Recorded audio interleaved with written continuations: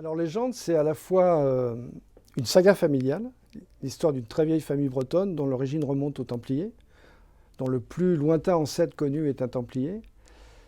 Et c'est aussi un thriller fantastique contemporain. Alors, cette saga familiale met en scène principalement le héros de mon roman, de ma trilogie, qui est un jeune homme qui a une trentaine d'années, qui s'appelle Yann Kardec, et qui vit, lui, aux États-Unis. Il a été tenu un peu à l'écart du secret familial, qui est un secret qui est loin d'être anodin, puisque ce secret, c'est de veiller sur l'équilibre entre le monde dans lequel nous vivons et le monde dans lequel les Celtes, à l'origine, ont repoussé toutes les créatures qui ont donné naissance à nos légendes, à nos mythologies, etc. Et cette histoire commence dans le premier volume, la nuit de Samhain, qui est une nuit importante dans l'imaginaire celte, qui est donnée la nuit de Tienté.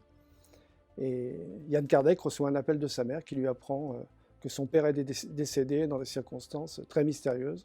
Lorsqu'il revient en Bretagne pour les obsèques de son père, il pense qu'il va repartir aux États-Unis, reprendre le cours de sa vie en faisant son deuil, mais en fait, pas du tout.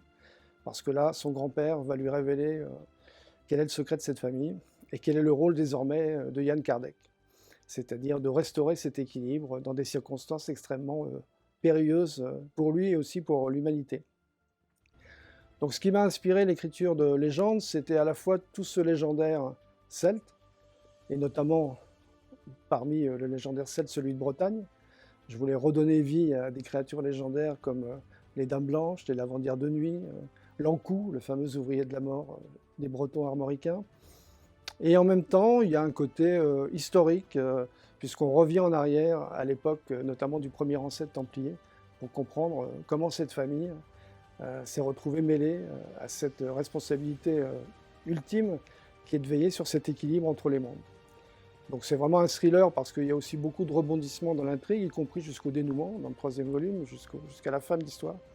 Beaucoup de rebondissements et une intrigue donc, qui s'étale au cours d'un certain nombre de siècles, avec comme phare ce héros contemporain qui est Yann Kardec. Très matérialiste, très attaché à son plan de carrière, mais qui va devoir laisser tomber ses certitudes et son côté rationnel pour aller à la rencontre de son destin.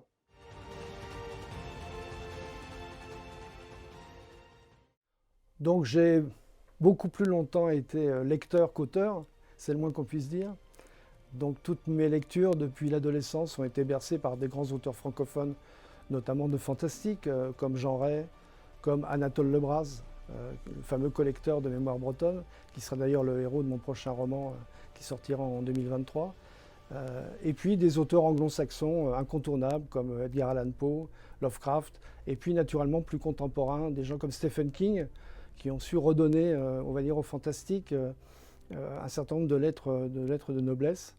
Donc c'est ces gens-là qui m'ont inspiré, et en même temps mon parcours professionnel, puisque j'ai longtemps travaillé dans l'audiovisuel, et notamment j'ai réalisé des documentaires, des scénarios de films, etc. Et c'est ce mélange d'inspiration à la fois d'auteurs, de grands auteurs, et puis aussi ma vision un peu cinématographique de l'écriture, qui m'a inspiré dans l'écriture de Légende.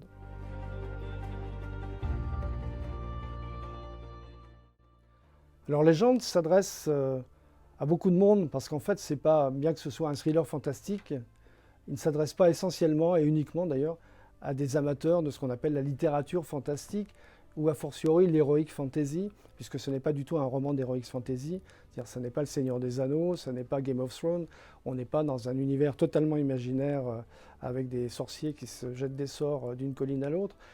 Non, ce qui m'intéressait de faire dans Légende, c'était à la fois de mélanger le côté saga familiale, un héros qui suit un peu une quête initiatique qui va changer le cours de sa vie, et puis des références à ce fameux légendaire celte de Bretagne, mais à d'autres sources d'imaginaire, puisque dans le deuxième volume notamment, on voyage encore une fois dans l'histoire. J'ai ressuscité entre guillemets Gilles de Rais, qui était un compagnon d'armes de Jeanne d'Arc, mais aussi un des plus grands tueurs en série de l'histoire.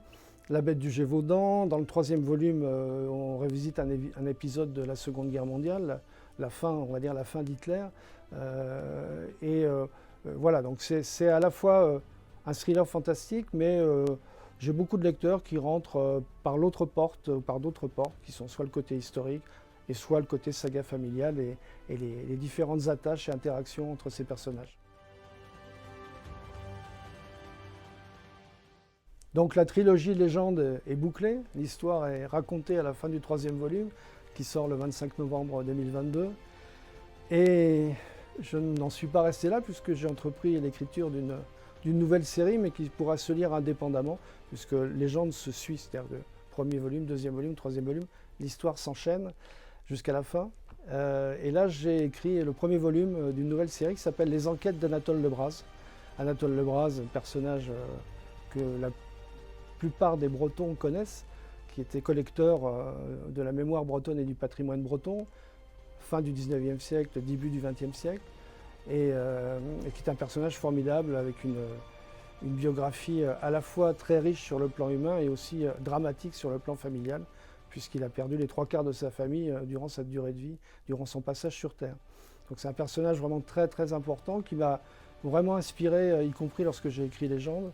Et j'ai décidé donc de lui consacrer une nouvelle série de romans, dont le premier, L'Ouvrier de la Mort, sortira en mars 2023 chez Palémon Éditions.